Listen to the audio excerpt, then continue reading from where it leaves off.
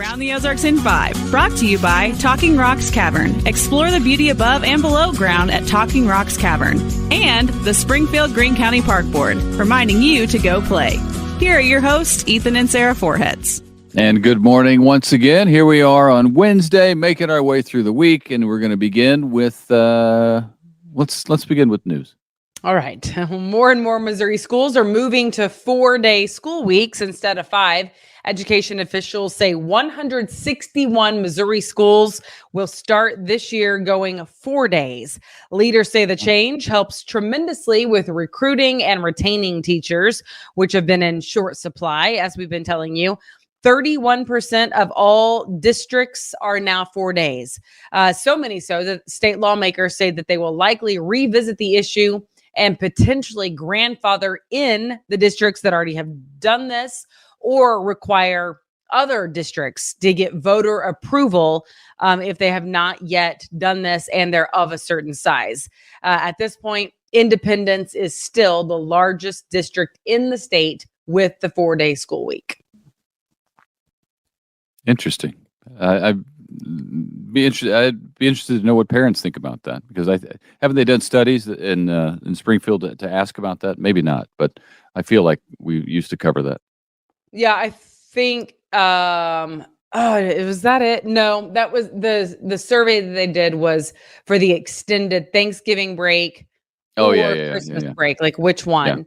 Springfield said Thanksgiving, and I was surprised by that. But I guess a lot of people travel, obviously, for Thanksgiving, and for Christmas too, but apparently more so Thanksgiving.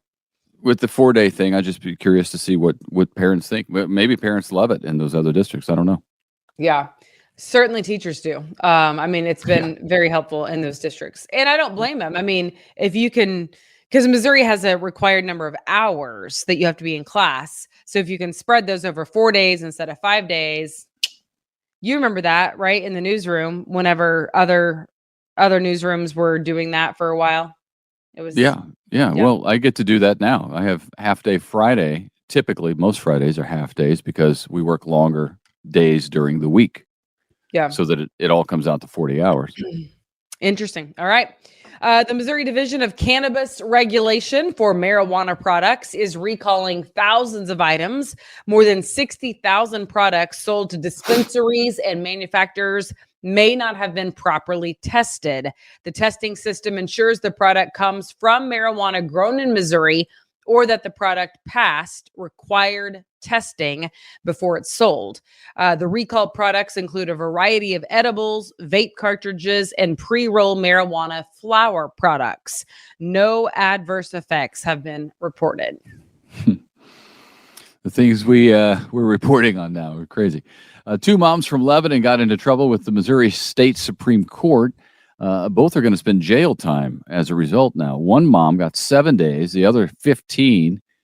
Too many school absences for their kids is the issue. Authorities say one of the woman's children missed 14 days, one child. Another woman's child missed 15 days, which is too many under the law. The state requires that students maintain at least a 90% attendance rate. Wow. Okay. Out with the old, in with the new, just days before school starts back. Springfield Public Schools has replaced Glendale High School football coach. Mike Mock has been removed. No word on why, whether it was a firing or a resignation, don't know. For now, Joel Heyman will move into the interim football coach role there, while Glendale looks for a permanent replacement for the head coach. All right. First, it was the drinking water system, and now the sewer system. Branson West is getting some grant money to study whether its wastewater system needs to be upgraded. The DNR is giving the city $50,000 to figure out how to improve the system and get it up to speed to be able to get a state permit for it. All right, if you or a loved one need to stay near the medical mile, of course, by the hospitals in Springfield, your options are about to get a little bit sweeter. Elliott Lodging is renovating the old Arbor Suites Medical Mile Motel with a facelift of sorts. The motel on East Independence will also be rebranded into the Bradford Hotel moniker. It should have a nicer and more updated feel. It'll remain open during the renovation work. Okay. We've told you about this a little bit before. You've heard us talk about this. Sports complexes in Springfield are getting more competitive and getting nicer. There's the new nice sports town out by the airport. You know that. You've probably seen it as you've driven by. Now it looks like Cooper Sports and Sports Complex will also very likely get a $27 million facelift. That's with the turf fields that we've talked about. The biggest majority of that is coming from, wait for it, COVID money. Yes, $13 million from the federal COVID money, American Rescue Plan. City Council is expected to vote to accept that money on Monday. And if they do, which they are expected to do, Springfield Convention and Visitors Bureau will also give $631,000 to the cause, as well as a $5 million appropriation from the city's general fund. The upgrade could be a big boost for Springfield as the city works to retain competitive sports in the sports market. And we know how competitive that is because we traveled to St. Louis and to Kansas City for a lot of soccer. And that's right. They have nice places to play soccer there. And now Springfield is getting nicer places. Sportstown is nice. And once the Cooper and Killian, I think, get the turf fields, there'll be something as well. Yes.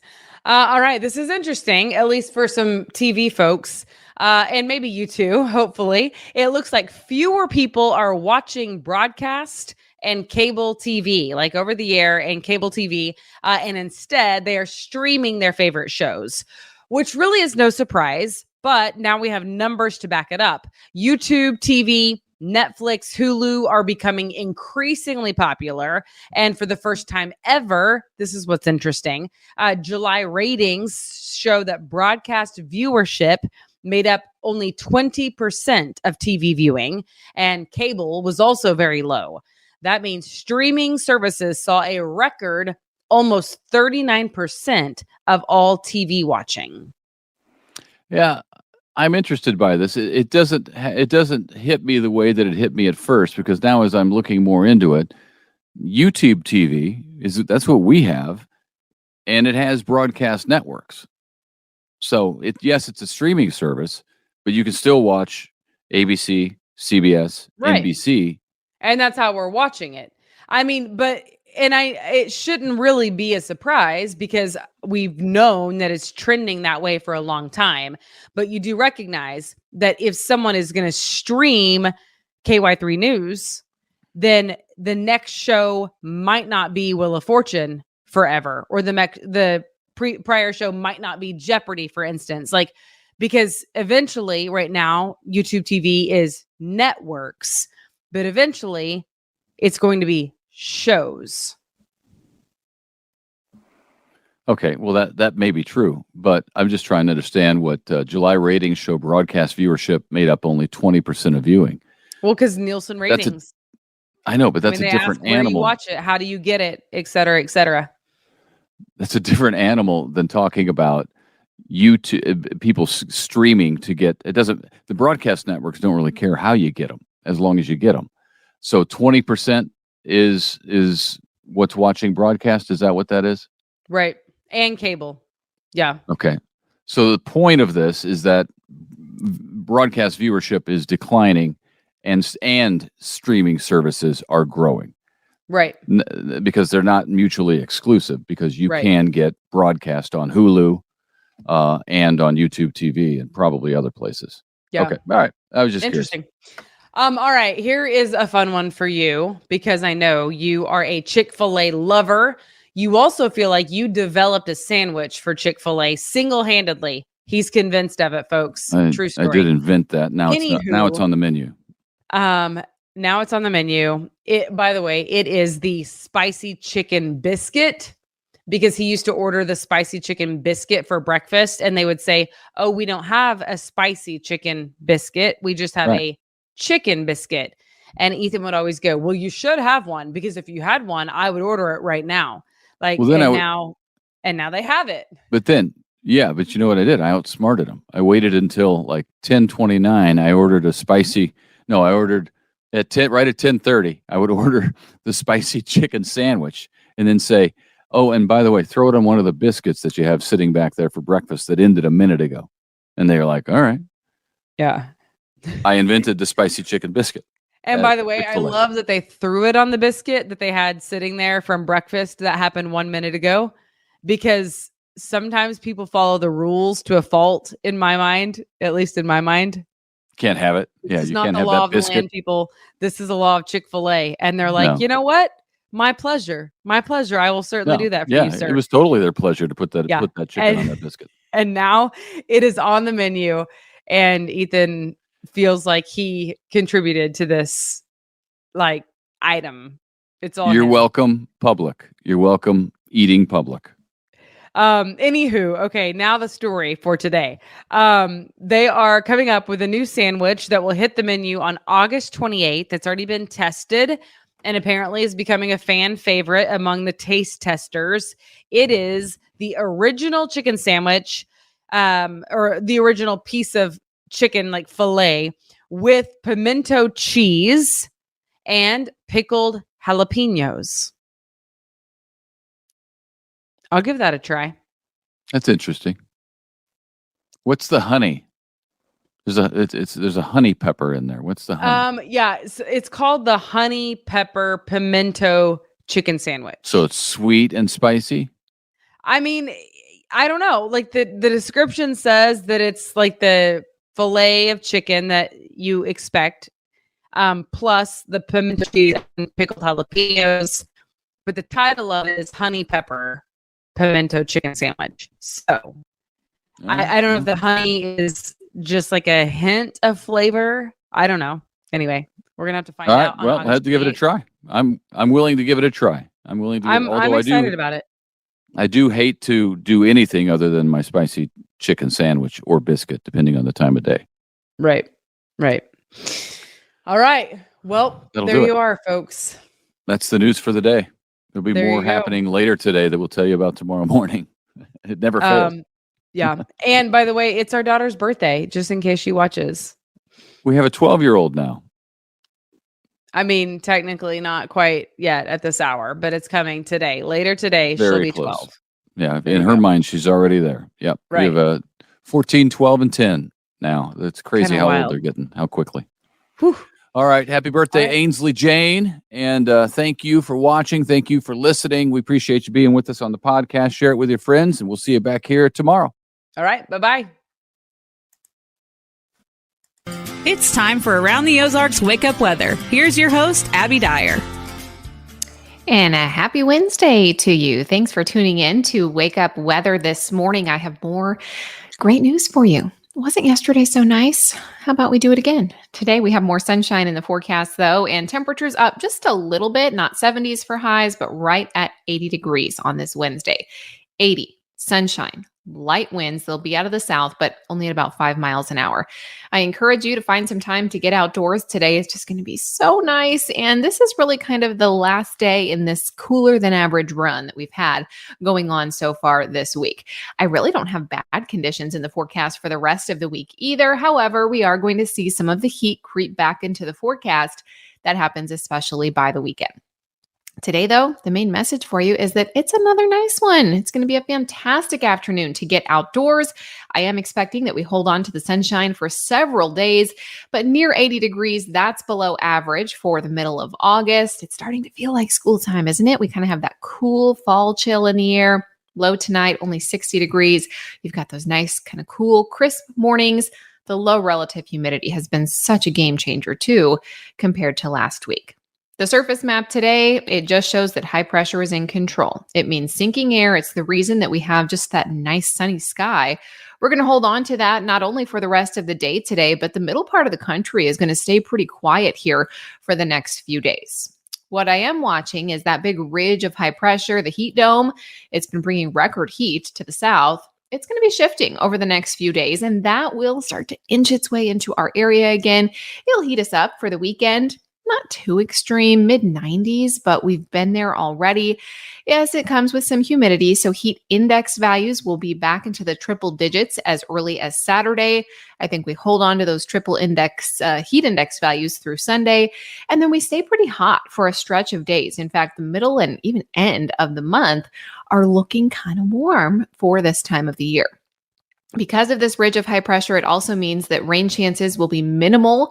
As we look at the extended forecast, you won't see a whole lot of rain heading our way. Definitely none out there today. Actually, this is really good weather if you have a painting project or something that you have to have like dry time before the fall arrives and leaves are blowing all over the place. This would be a great day for that. I expect that as we head into the end of the month, though, I mentioned already, we're going to start to see those temperatures warm up. Well, the extended charts show that a period between like August 22nd and August 28th are likely to see above normal temperatures. The Ozarks expected to see about a 60% chance that we'll have above normal temperatures during that time period. So the 90s are not gone, but enjoy the 80s while they're here. It's going to be 80 degrees in the Ozarks today. I expect that we hold the sunshine today, tomorrow, Friday, Saturday, Sunday, even Monday of next week is looking mostly sunny.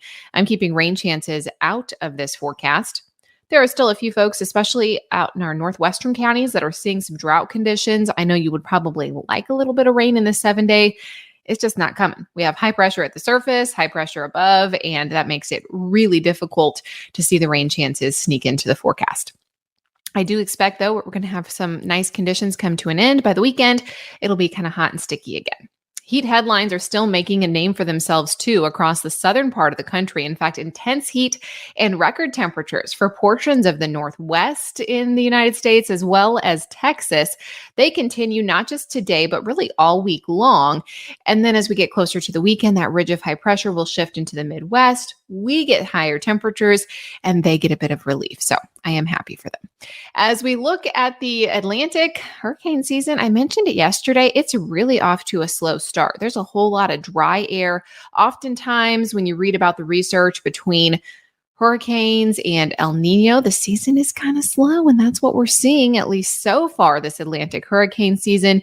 Typically, though, that peaks next month, but by this time, we've had more activity typically than we've seen so far this year. But it'd be great to have a slow year in the hurricane season, that is for sure.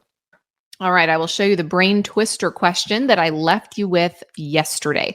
This one has to do with Earth's largest living structure. It is even visible from space. And the options that I left you with were A, the Amazon rainforest, B, the Rocky Mountains, or C, the Great Barrier Reef. Lots of folks getting this one correct. If you went C, the Great Barrier Reef, you are correct. It stretches over 1,400 miles over an area of approximately 133,000 square miles, which is just really kind of even hard to fathom.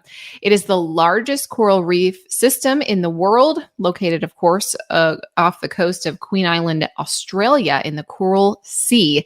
But this is visible from space, and you can see it on some satellite imagery.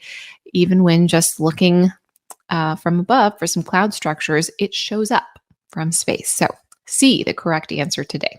I will leave you with the question for tomorrow morning. Do you know this one? What was Google originally called? Do you think it is A, Googleplex, B, Backrub, C, Goo Goo, or D, Backlink? Don't Google it. That would be ironic. Let me know what you think in the comments. You can do that over on the Around the Ozarks Facebook page. I will see you tomorrow. Enjoy this fantastic day. It is going to be just too nice to miss. Plan some time outdoors today. 80 degrees and sunny. Soak it up. And for more weather all day long, you can check out aroundtheozarks.com. We've got you covered there.